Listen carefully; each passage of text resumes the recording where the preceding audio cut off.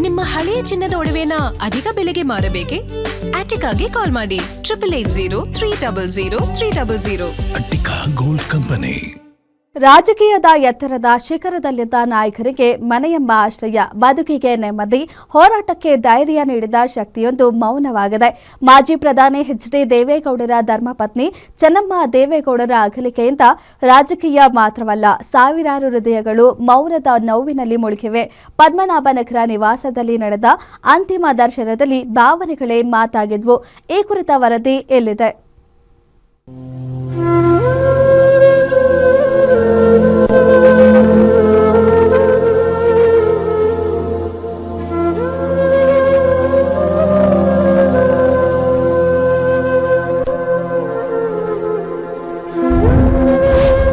ಕಣ್ಮರೆಯಾದ ರಾಜಕೀಯದ ದೊಡ್ಡಮನೆ ಹೊಡತಿ ಚೆನ್ನಮ್ಮ. ಸಾವಿರಾರು ಅಭಿಮಾನಿಗಳಿಂದ ದೈವ ಭಕ್ತಿಯ ಅಂತಿಮ ನಮನ. ಒಂದೆಡೆ ಶೋಕ, ಮತ್ತೊಂದೆಡೆ ಅಂತಿಮ ನಮನ ಸಲ್ಲಿಸಲು ಸಾಗರದಂತೆ ಹರಿದು ಬಂದ ಜನಸಾಗರ.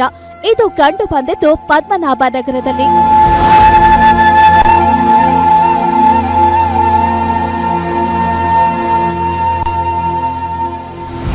ವಯೋಸಹಜ ಕಾಯಿಲೆಯಿಂದ ಬಳಲುತ್ತಿದ್ದ ಚೆನ್ನಮ್ಮ ಚಿಕಿತ್ಸೆ ಫಲಕಾರಿಯಾಗದೆ ನಿಧನ ಹೊಂದಿದ್ರು.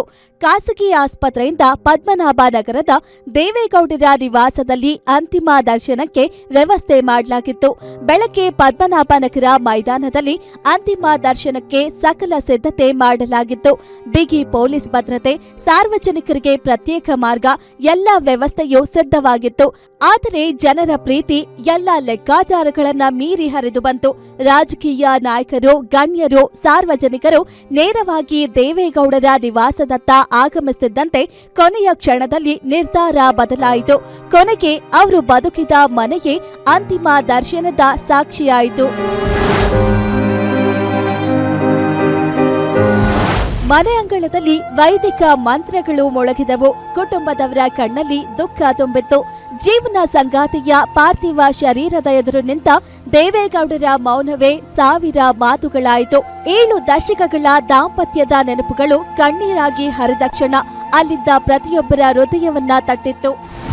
ದೇವೇಗೌಡರ ಬದುಕಿನಲ್ಲಿ ಅವರೇ ಹಲವಾರು ಬಾರಿ ಹೇಳಿದ್ದಾರೆ, ನನ್ನ ಬದುಕಿನ ಯಶಸ್ಸು ಅವರ ಪತ್ನಿ ಆದಂಥ ನನಗೆ ಜನ್ಮ ಕೊಟ್ಟಂಥ ನನ್ನ ಅಮ್ಮ, ನನ್ನ ತಾಯಿ ಅವರು ಪ್ರಮುಖ ಕಾರಣ ಅಂತಕ್ಕಂಥದ್ದನ್ನು 100 ಬಾರಿ ಹೇಳಿದ್ದಾರೆ. ಅದರ ಜೊತೆಗೆ ನಾವು ಹುಟ್ಟಿದ ನಂತರ ನಮಗೆ ಒಂದು ಪ್ರಪಂಚದ ಜ್ಞಾನ ಬಂದಾಗ ಆ ಸಣ್ಣ ಮಕ್ಕಳಿಂದಲೂ ಅವರ ಬದುಕು ನೋಡಿದ್ದೇವೆ. ಬಹುಶಃ ಅವರಂಥ ಒಬ್ಬ ಮಹಾನ್ ಭಕ್ತಿ ನಾವು ನೋಡಲಿಕ್ಕೆ ಸಾಧ್ಯ. ನಮ್ಮ ತಾಯಿ ಅಂತ ಹೇಳೋದಲ್ಲ, ಅವರು ದೇವರ ಮೇಲೆ ಇಟ್ಟಂಥ ನಂಬಿಕೆಗಳೇ. ಬೆಳಗ್ಗೆಯಿಂದಲೇ ನೂರಾರು ಗಣ್ಯರು ಅಗಲಿದ ದೈವ ಭಕ್ತಿಯ ಅಂತಿಮ ನಮನ ಪಡೆದರು. ಪ್ರಹ್ಲಾದ್ ಜೋಶಿ, ಶೋಭಾ ಕರಂದ್ಲಾಜೆ, ಮಾಜಿ ಮುಖ್ಯಮಂತ್ರಿ ಬಸವರಾಜ ಬೊಮ್ಮಾಯಿ, ಸಚಿವ Ramalinga Reddy, Sriramulu, Janardhana Reddy, R Ashok, UT Khader, Tejasvi Surya, K Sudhakar ಸೇರಿದಂತೆ ಹಲವು ರಾಜಕೀಯ ನಾಯಕರು ಅಂತಿಮ ನಮನ ಸಲ್ಲಿಸಿದ್ರು. ನಟ ಡಾಲಿ ಧನಂಜಯ್ ಸೇರಿದಂತೆ ವಿವಿಧ ಕ್ಷೇತ್ರಗಳ ಗಣ್ಯರು ಕುಟುಂಬಕ್ಕೆ ಸಾಂತ್ವನ ಹೇಳಿದ್ರು. ಎಲ್ಲರ ಮಾತಿನಲ್ಲೂ ಒಂದೇ ಭಾವನೆ, ಅಧಿಕಾರದ ಬೆಳಕಿನಿಂದ ದೂರವಿದ್ದರೂ ಒಂದು ಕುಟುಂಬದ ಬೆಳಕಾಗಿ, ಒಬ್ಬ ನಾಯಕರ ಯಶಸ್ಸಿನ ಹಿಂದಿನ ಶಕ್ತಿಯಾಗಿ, ಸರಳತೆ ಮತ್ತು ತ್ಯಾಗದ ಪ್ರತಿರೂಪವಾಗಿ ಚೆನ್ನಮ್ಮ ದೇವೇಗೌಡರನ್ನ ಸ್ಮರಿಸಿದ್ರು. ಚೆನ್ನಮ್ಮ ದೇವೇಗೌಡರು ತುಂಬಾ ಹಳ್ಳಿಯಿಂದ ಬಂದವರು. ಕಷ್ಟಪಟ್ಟು ತನ್ನ ಗಂಡನನ್ನ ರಾಜಕೀಯಕ್ಕೆ ಬರೋದಕ್ಕೆ ಪ್ರೇರಣೆ ಕೊಟ್ಟರು. ಇವತ್ತು ದೇಶದಲ್ಲಿ ಗುರುತಿಸುವಂತ ಒಬ್ಬ ನಾಯಕ ಆಗಿದ್ದಾರೆ.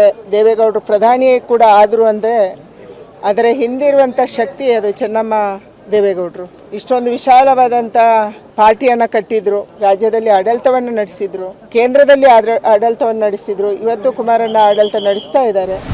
ದೇವೇಗೌಡರು ಸರ್ಗೆ, ಕುಮಾರಣ್ಣ ಮತ್ತು ಇಡೀ ಕುಟುಂಬಕ್ಕೆ ಈ ನೋವನ್ನು ಭರಿಸೋ ಶಕ್ತಿ ಭಗವಂತ ಕೊಡಲಿ ಅಂತ ಹೇಳಿ ಪ್ರಾರ್ಥಿಸ್ತೀನಿ. ಯಾಕೆಂದರೆ ಒಂದು ಭಾಳ ದೊಡ್ಡ ಬೇರು. ಇತ್ತೀಚೆಗೆ ನಮ್ಮ ಅಜ್ಜಿ ಕೂಡ ಒಂದು 90 ವರ್ಷ ಪ್ಲಸ್ ಆಗಿದ್ದವರು. ಸೊ ಆ ಥರದ್ದು ಬೇರುಗಳು ಉಳಿದಾಗ ಅದು ಎಷ್ಟು ಕಷ್ಟ ಅದನ್ನು ತಗೊಳ್ಳೋದು ಅಂತ ನಮಗೆ ಗೊತ್ತು. ಪದ್ಮನಾಭನಗರ ನಿವಾಸದಲ್ಲಿ ಅಂತಿಮ ದರ್ಶನದ ಬಳಿಕ ಬೆಂಗಳೂರಿನಿಂದ ಹೊಳೆನರಸೀಪುರಕ್ಕೆ ಪಾರ್ಥಿವ ಶರೀರದ ಅಂತಿಮ ಯಾತ್ರೆ ನಡೆದಿದೆ. ಕವನ ಶಿವಣ್ಣ ಜೊತೆ ಉಲ್ಲಾಸ್ ಎಸ್ ಕಿರುವಾಸೆ, ಗ್ಯಾರಂಟಿ ನ್ಯೂಸ್, ಬೆಂಗಳೂರು.